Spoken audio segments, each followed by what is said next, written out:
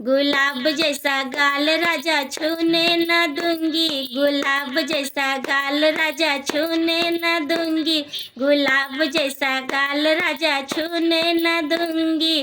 घरवा की खाना सैया खाने न दूंगी, घरवा की खाना सैया खाने न दूंगी।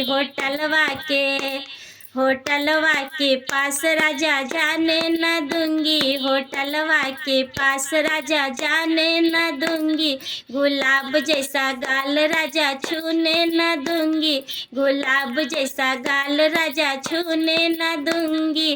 घरवा के पानी सैया पीने न दूंगी, पीने न दूंगी पिया पीने न दूंगी।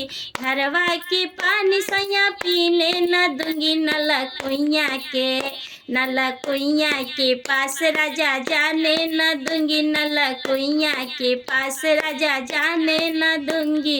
गुलाब जैसा गाल राजा छूने न दूंगी, गुलाब जैसा गाल राजा छूने न दूंगी।